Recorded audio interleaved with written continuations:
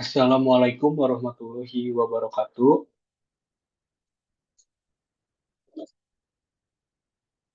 Sebelumnya, perkenalkan, nama saya Muhammad Irmanto dengan NIM 2250081111 dari kelas DSMB. Di sini saya akan mereview apa saja yang telah saya pelajari dari praktikum pengujian perangkat lunak dari modul 1 sampai dengan modul 8.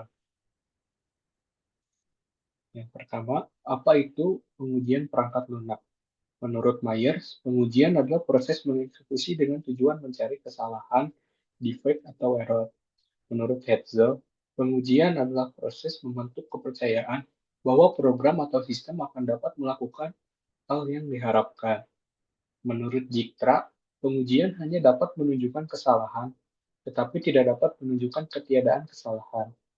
Pengujian diusahakan selengkap mungkin. Pengujian perangkat lunak adalah bagian dari proses validation dan verification, V dan V. Selanjutnya ada validation dan verification.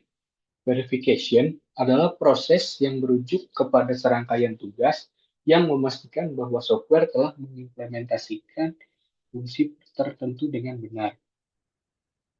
Tujuan dari verification adalah mengevaluasi apakah pengembangan produk sudah benar. Teknik pengujian di verification adalah inspeksi dan pengkajian ulang atau review. Selanjutnya ada validation. Validation adalah proses yang merujuk kepada serangkaian tugas yang memastikan bahwa software telah dibangun sesuai dengan user requirement. Tujuan dari verification adalah membuktikan apakah produk yang benar sudah dikembangkan. Teknik pengujian pada verification adalah pada validation adalah pengujian tradisional yang berbasis pada eksekusi program. Selanjutnya ada jenis kesalahan pengujian. Software failure atau bentuk kegagalan yang terjadi karena ada perilaku dari aplikasi yang tidak sesuai dengan requirement specification. Kedua, ada software error. Merupakan status dari sistem. Status error yang tidak diperbaiki menyebabkan software failure. Fault, bug, atau defect mengacu pada sumber terjadinya kesalahan atau error. Selanjutnya ada aktivitas pengujian secara umum. Yang pertama ada perencanaan. Yang kedua pembuatan test case. Yang ketiga pelaksanaan testing. Di dalam pelaksanaan testing ini ada unit testing, subsystem integration testing, system integration testing, dan user acceptance testing. Yang terakhir ada dokumentasi testing. Penjelasan dari keempat tahap di samping adalah sebagai berikut. Yang pertama, perencanaan uji meliputi perencanaan apa saja yang akan diuji, perencanaan waktu pengujian, dan perencanaan alokasi sumber daya yang isinya jumlah penguji termasuk kemampuan, hardware, software, tools pengujian, lingkungan pengujian, dan sebagainya. Dan terakhir ada persiapan prosedur uji. Yang kedua, perancangan pengujian mencakup pengembangan kasus uji test case yang berisi data masukan atau input dan data test. Harapan pengeluaran pengujian, expectation result, cara menilai hasil eksekusi pengujian. Yang ketiga ada eksekusi pengujian. Melakukan pengujian berdasarkan prosedur uji dan kasus uji. Hasil lolos dan tidak lolos. Terakhir, laporan pengujian adalah rangkuman hasil pengujian untuk kemudian diperbaiki atau bug fixing. Selanjutnya di sini ada unit testing. Dalam dunia pemrograman, unit testing adalah metode verifikasi perangkat lunak di mana programmer mengetes bahwa suatu unit program layak untuk dipakai. Unit test biasanya ditulis dan dijalankan oleh programmer untuk memastikan bahwa kode memenuhi desain dan berperilaku sebagaimana diinginkan. Unit testing adalah pengujian sebuah fungsi, kelas, interface, prosedur dari aplikasi yang bersifat kode.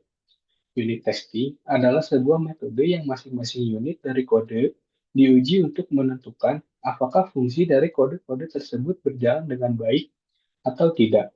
Unit testing biasanya dibuat oleh programmer untuk memastikan kode yang dibuatnya memenuhi persyaratan dan sesuai yang diharapkan.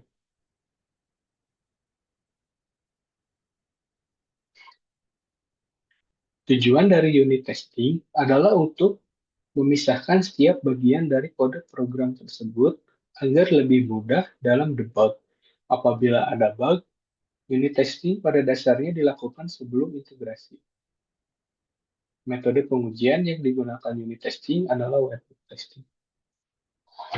Selanjutnya ada integration testing. Integration testing adalah pengujian terhadap interaksi antar modul, komponen, atau unit dari suatu aplikasi setelah masing-masing unit diuji secara terpisah. Integration testing bertujuan untuk memastikan bahwa kombinasi modul-modul tersebut dapat bekerja bersama sesuai dengan yang diharapkan. Integration testing dilakukan setelah unit testing dan berfokus pada cara modul-modul saling berkomunikasi seperti pertukaran data, pemanggilan fungsi, dan alur proses antar bagian sistem. Pengujian ini penting karena meskipun setiap modul bekerja dengan benar secara individual, bisa saja terjadi kesalahan ketika modul-modul tersebut digabungkan. Tujuan dari integration testing adalah untuk memastikan bahwa integrasi antar bagian sistem berjalan lancar dan untuk menemukan serta memperbaiki kesalahan pada antarmuka atau interface antar modul yang tidak bisa dideteksi oleh unit testing. Integration testing pada dasarnya dilakukan setelah unit testing dan sebelum sistem testing. Sistem testing. Selanjutnya ada sistem testing. Sistem testing adalah pengujian terhadap keseluruhan sistem perangkat lunak sebagai satu kesatuan yang lengkap. Pengujian ini dilakukan untuk memastikan bahwa seluruh fitur dan komponen sistem bekerja sesuai dengan spesifikasi dan kebutuhan pengguna atau requirement. Sistem testing dilakukan setelah integration testing selesai dan berfokus pada verifikasi bahwa seluruh sistem berfungsi sebagaimana mestinya dalam lingkungan yang menyerupai kondisi nyata saat digunakan oleh end user. Tujuan dari sistem testing adalah untuk memastikan bahwa sistem secara keseluruhan memenuhi standar kualitas, berjalan stabil, dan bebas dari kesalahan yang dapat mempengaruhi pengalaman pengguna. Pengujian ini mencakup aspek fungsional dan non-fungsional, seperti performa, keamanan, kompatibilitas, dan penggunaan sumber daya. Sistem testing dilakukan pada versi aplikasi yang telah selesai dibangun end-to-end, biasanya oleh tim Quality Assurance yang berbeda dari developer. Metode pengujian yang digunakan dalam sistem testing adalah black box testing, karena pengujian dilakukan tanpa melihat struktur internal kode, melainkan hanya dari sisi fungsionalitas sistem berdasarkan requirement. Selanjutnya di praktikum 2 ada pendahuluan. Meskipun environment setup bukan merupakan elemen dari setiap bahasa pemrograman, ini adalah langkah pertama yang harus diikuti sebelum memulai untuk menulis sebuah program. Perlu menyiapkan perangkat lunak yang diperlukan, yaitu instalasi di PC yang akan digunakan untuk menulis program komputer, compile, dan menjalankannya. Misalnya, jika Anda perlu menggunakan internet, maka Anda memerlukan penyiapan berikut. Koneksi internet yang berfungsi untuk terhubung ke internet, dan browser web seperti Internet Explorer, Chrome, Safari, dan lain-lain. Ini ada fokus pengujian. Pertama ada pengujian antar. Contohnya, suatu sistem akademik terkait dengan suatu sistem bank. Maka perlu diuji modul yang melakukan interaksi langsung dengan modul yang berada di luar sistem akademik. Yang kedua ada pemeriksaan struktur data lokal. Fokus terhadap pendefinisian dan penggunaan data lokal. Lokasi data lokal berada pada suatu fungsi atau prosedur. Yang ketiga, kondisi-kondisi batas. Pemeriksaan batas maksimum looping, pemeriksaan ukuran, dan batas array. Ketiga, pemeriksaan penggunaan data terkait dengan makna semantik. Selanjutnya di sini ada pengujian black box.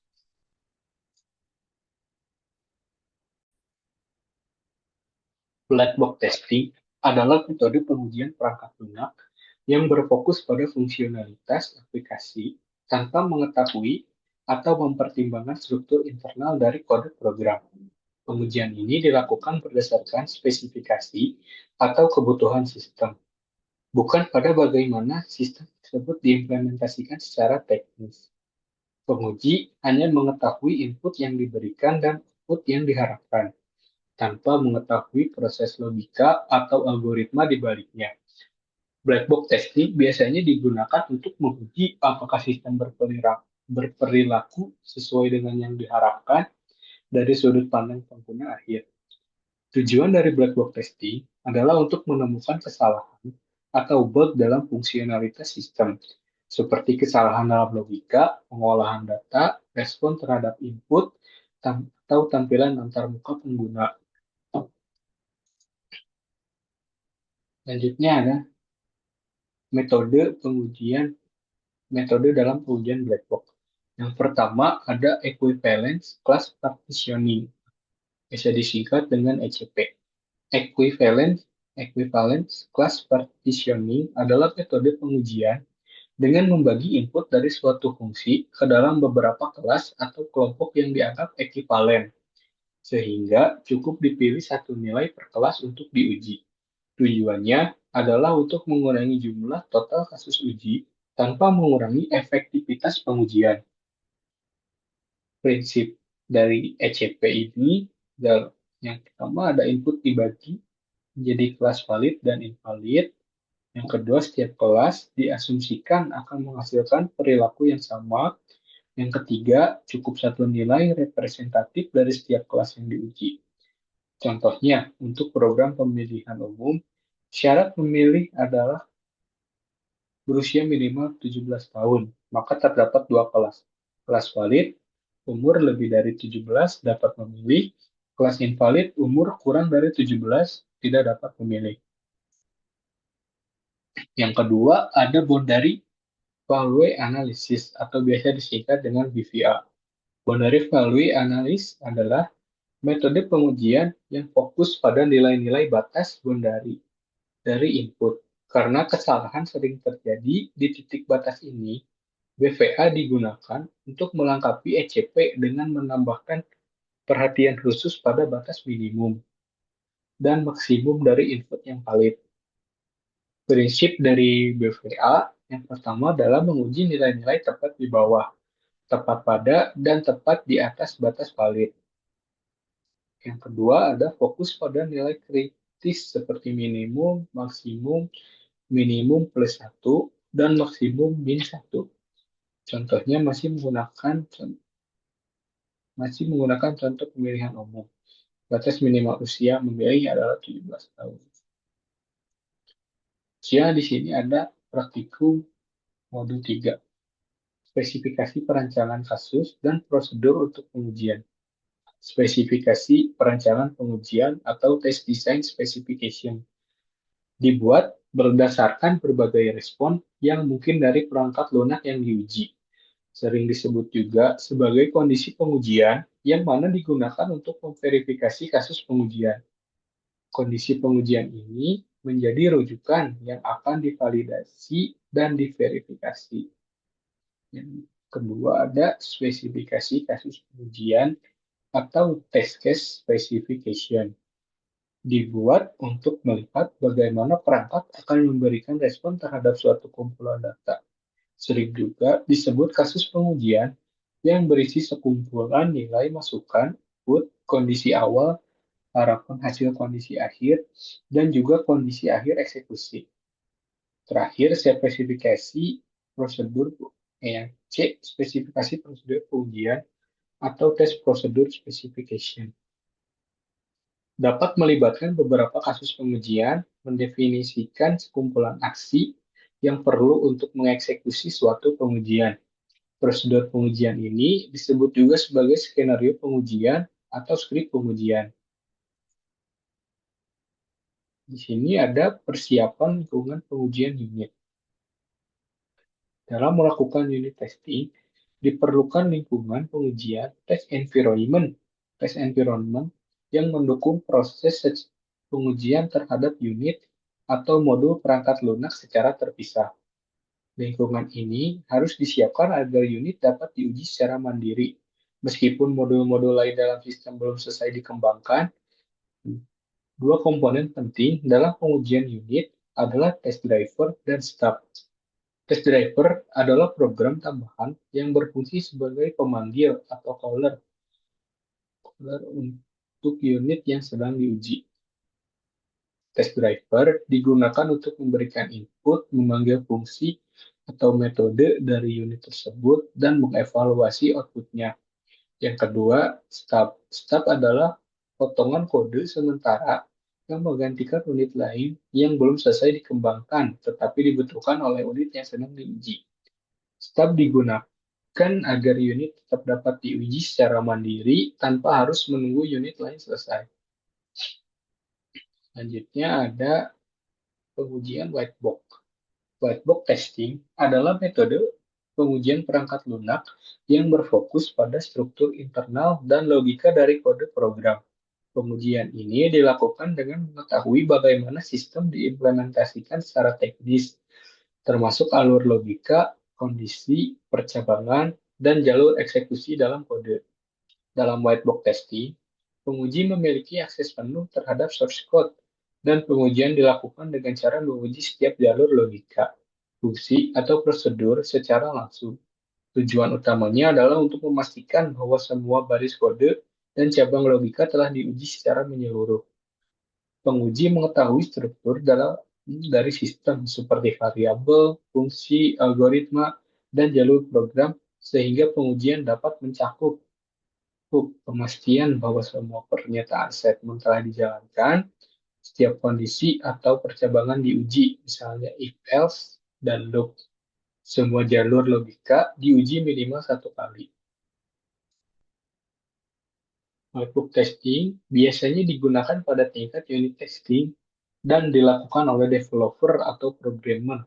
Tujuan dari whitebook testing adalah untuk menemukan kesalahan dalam logika internal program, jalur eksekusi yang tidak terjangkau, kondisi yang tidak ditangani dengan baik, dan kesalahan implementasi algoritma. Di pengujian whitebook ini juga ada control flow graph atau bisa disingkat dengan CFG. Adalah representasi grafis dari alur eksekusi suatu program yang dibentuk dari source code. CFG digunakan dalam pengujian whitebook testing, khususnya dalam teknik basis path testing, untuk menganalisis struktur logika program secara sistematis. Ciri-ciri CFG yang pertama dibentuk langsung dari kode program, tanpa tergantung bahasa pemrograman tertentu. Yang kedua, bahkan pseudocode pun bisa diubah menjadi CFG. Setiap node mewakili satu blok pernyataan statement dalam program. Setiap edge sisi menunjukkan aliran kendali dari satu blok ke blok lainnya, statement dasar. Contoh A sama dengan 100 atau print envelope. Dieksekusi secara langsung tanpa percabangan. Statement kondisional keputusan, contoh if while for, menyebabkan percabangan dalam alur program mempunyai titik temu atau match point, titik di mana dua atau lebih jalur kembali bertemu setelah percabangan. Selanjutnya ada cyclomatic complexity.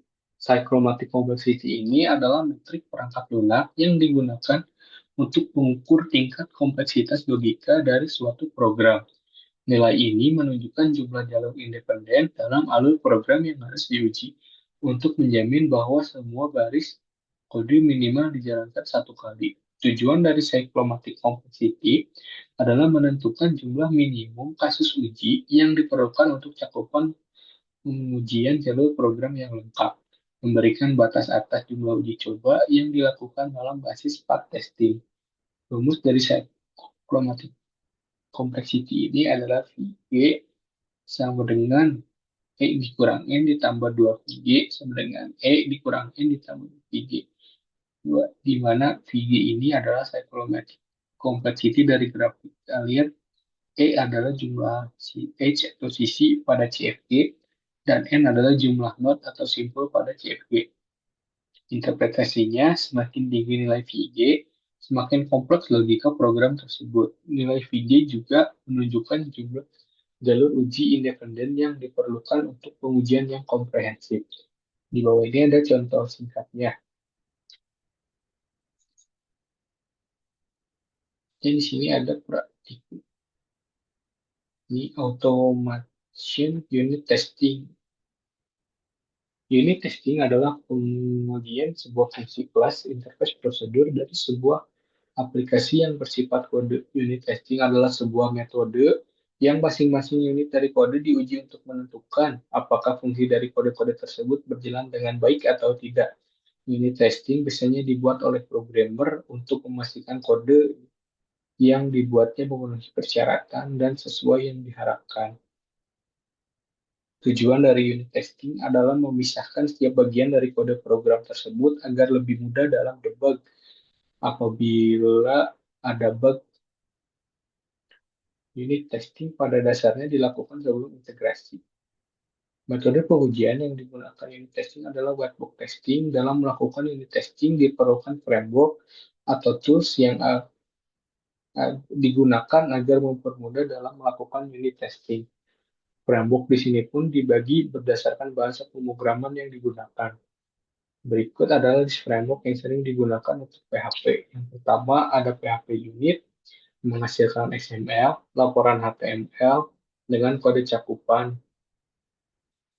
Yang kedua ada PHP unit testing framework, menghasilkan ACI XML atau output XHTML dan berjalan di baris perintah. Yang ketiga ada simple test unit testing untuk PHP dan web. Lingkungan pengujian test environment yang harus disiapkan adalah test driver. Biasanya merupakan program utama yang melakukan pemanggilan disertai beberapa parameter masukan terhadap unit yang diuji. Contoh di bahasa C atau Java, test driver ini ada dalam bentuk fungsi main. Isinya adalah beberapa statement yang melakukan pengujian terhadap modul atau kelas yang diuji. Test driver ini biasanya mengikuti rancangan skenario pengujian. Stub unit yang akan diuji kemungkinan juga melakukan pemanggilan unit lain. Dalam fase pengembangan, unit yang lain ini mungkin masih dalam pengembangan. Maka sebagai pengganti unit ini dibuatlah kode tambahan yaitu stub.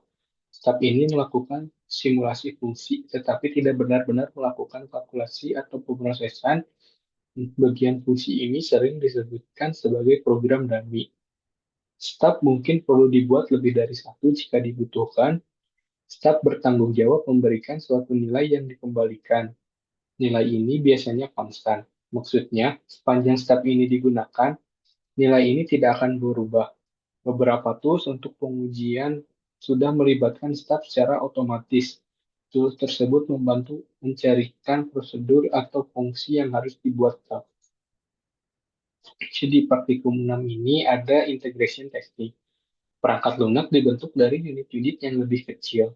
Setiap unit merepresentasikan solusi yang suatu persoalan. Solusi dalam bentuk source code memiliki ukuran yang berbeda-beda. Unit-unit tadi mungkin dikembangkan oleh lebih dari satu programmer. Masing-masing programmer ini bertanggung jawab menyelesaikan tugas yang diberikan. Pengujian integrasi memeriksa apakah hasil penggabungan telah sesuai dengan kebutuhan perangkat lunak dengan mencari potensi kesalahan yang mungkin terjadi. Pengujian integrasi dilakukan setelah dua unit atau lebih itu digabung. Unit program yang digabung harus sudah lolos pengujian unit atau unit testing. Walaupun demikian, sering ditemukan kesalahan pada unit program setelah dilakukan penggabungan dengan unit lain. Pengujian integrasi dilakukan untuk mendeteksi kesalahan yang belum ditemukan sebelumnya. Maksudnya adalah bisa saja kesalahan yang tidak terdeteksi saat pengujian unit dilakukan. Tapi fokus pengujian integrasi adalah pada sekumpulan komponen atau unit yang sudah terintegrasi. Objek yang diuji pada pengujian ini bisa terdiri dari kumpulan komponen, infrastruktur, antarmuka, sistem basis data, ataupun sistem file. Jika integrasi yang terjadi, yang pertama ada integrasi antara unit-unit pada perangkat lunak. Biasanya dilakukan untuk setiap unit satu persatu hingga menjadi lengkap. Pada setiap penggabungan, satu unit perlu dideteksi apakah hasil penggabungan itu memiliki kesalahan. Integrasi unit perangkat lunak dengan suatu unit perangkat keras, termasuk pada tingkatan integrasi ini adalah jika integrasi ini membentuk suatu sistem, suatu subsistem. Integrasi dari subsistem ke sistem yang lebih besar. Tiap subsistem harus sudah melewati pengujian integrasi sebelum dilakukan pengujian integrasi dengan sistem yang lebih besar. Integrasi juga dilakukan terhadap aspek non-fungsional seperti penggunaan sumber daya, tingkat robustness, performansi, termasuk karakteristik fisik seperti beberapa tinggi radiasi, berapa tinggi suhu. Jadi di sini ada strategi pengujian top-down. Top-down testing adalah strategi pengujian integrasi, di mana pengujian dimulai dari modul level atas, modul utama, lalu secara bertahap modul-modul bawahan dikasihkan dan diuji satu persatu. Ciri-ciri dari strategi pengujian top-down dilakukan secara step by step dari atas ke bawah. Modul yang belum tersedia digantikan dengan staf. Biasanya dimulai dari main modul atau kontrol pusat. Keuntungan dari strategi pengujian top-down adalah fungsi utama diuji lebih awal, sehingga kesalahan desain arsitektur dapat dideteksi lebih cepat. Dua adalah memudahkan simulasi alur kerja sistem sejak awal. Kekurangannya adalah model level bawah yang belum tersedia harus disimulasikan dengan staf yang membutuhkan pembuatan tambahan. Modul bawah baru diuji belakangan sehingga kesalahan pada level bawah mungkin terlambat ditemukan. Contoh langkah top-down adalah uji modul A utama, staf modul B dan C. Setelah modul B tersedia, uji integrasi AB, staf masih digunakan untuk C. Setelah C tersedia, uji integrasi A, B, C. Ini strategi pengujian bottom up. Strategi bottom up testing adalah strategi pengujian integrasi di mana pengujian dimulai dari modul-modul paling bawah, yaitu modul-modul independen, lalu secara bertahap diintegrasikan ke atas. Ciri-ciri dimulai dari modul level rendah, modul yang belum tersedia di level atas digantikan dengan driver. Bertahap menuju integrasi modul tingkat tinggi. Keuntungan dari pengujian bottom up ini adalah modul dasar yang paling sering digunakan dapat diuji lebih cepat dan mendalam, tidak memerlukan staf karena yang diuji adalah bawah terlebih dahulu. Kurangannya ada fungsi utama kontrol pusat diuji paling akhir. Tidak bisa langsung melihat keseluruhan sistem pada awal pengujian. Nah, ini ada perbandingan strategi top-down dan bottom-up aspeknya. Misalkan titik awal pengujian modul level atas dan modul level bawah, pengganti modulnya menggunakan staf di top-down testing, sementara di bottom-up testing menggunakan driver. Fokus awalnya dari top-down testing adalah alur sistem dan kontrol utama, bottom-up testing modul fungsional dasar. Kelemahan utamanya di top-down testing, yaitu modul bawah diuji terlambat, sementara di bottom-up testing itu kebalikannya, modul utama diuji terlambat. Cocoknya untuk top-down testing adalah sistem dengan alur kontrol penting, sementara bottom-up testing adalah sistem dengan fungsi dasar kompleks. Di sistem testing, pengujian performansi. Pengujian performansi bertujuan untuk mengukur seberapa baik aplikasi berjalan dalam kondisi normal. Nah, terutama dalam hal kecepatan, efisiensi penggunaan memori, dan sumber daya lainnya. Fokus utama adalah pada waktu proses, beban kerja, serta efisiensi sistem saat menangani operasi standar. Misalnya mengukur waktu simpan data, waktu generasi laporan, penggunaan RAM, prosesor, dan ruang penyimpanan. Yang kedua, pengujian stres atau stress testing. Stress testing menguji sistem pada kondisi ekstrim atau beban kerja tinggi untuk melihat bagaimana sistem bereaksi. Tujuannya adalah memastikan sistem tetap stabil, tidak crash, dan mampu menanggapi permintaan walau berada di luar batas operasional normal. Yang ketiga ada pengujian konfigurasi atau configuration testing. Pengujian ini dilakukan dengan menjalankan aplikasi pada berbagai konfigurasi perangkat keras dan perangkat lunak untuk memastikan kompatibilitas sistem. Biasanya mencakup pengujian pada komputer atau laptop dengan spesifikasi berbeda, sistem operasi berbeda hingga perangkat mobile. Hal ini penting untuk memastikan aplikasi tetap berjalan dengan baik di berbagai lingkungan pengguna. Yang keempat ada pengujian keamanan atau security testing. Pengujian keamanan bertujuan untuk mengidentifikasi celah atau kerentanan dalam sistem yang dapat dieksploitasi. Termasuk dalam pengujian ini adalah pengujian login, deteksi SQL injection, serta pengujian terhadap akses tidak sah. Tujuannya adalah memastikan bahwa data pengguna terlindungi dan hanya dapat diakses oleh pihak yang berwenang.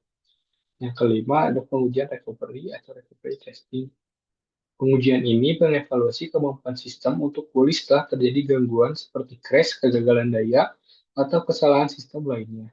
Fokus utamanya adalah apakah sistem bisa kembali ke kondisi terakhir yang stabil sebelum kegagalan terjadi, termasuk pemulihan data dan melanjutkan proses tanpa kehilangan informasi penting. Keenam adalah pengujian regresi. Regression testing dilakukan setelah ada perubahan kode, perbaikan bug, atau penambahan fitur baru. Untuk memastikan bahwa perubahan tersebut tidak menimbulkan gangguan terhadap fungsi yang sudah berjalan sebelumnya, pengujian ini melibatkan pengulangan proses uji yang sebelumnya telah dilakukan. Pengujian penerimaan pengguna user acceptance test. User acceptance test dilakukan untuk mengetahui apakah aplikasi sudah sesuai dengan kebutuhan aplikasi pengguna akhir. Pengujian ini biasanya melibatkan langsung pihak user atau stakeholder yang menilai apakah sistem layak digunakan secara profesional. Selanjutnya ada praktikum user acceptance. Tujuan keseluruhan dari pengujian adalah untuk memastikan aplikasi bekerja pada tingkat yang dapat diterima oleh pelanggan. Bagian ini menguraikan rencana rinci untuk pengujian penerimaan pengguna dari aplikasi. Rencana pengujian ini akan digunakan untuk merekam tanda tangan pelanggan dari skenario yang didokumentasikan. Skrip atau kasus pengujian terperinci telah dikembangkan dan akan digunakan untuk merekam hasil pengujian pengguna.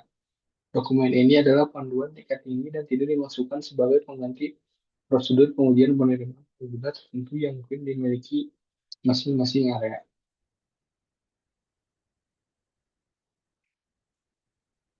Mungkin cukup sekian dari saya. Mohon maaf apabila ada kekurangan dan salah kata. Wabillahi taufiq walhidayah. Wassalamualaikum warahmatullahi wabarakatuh.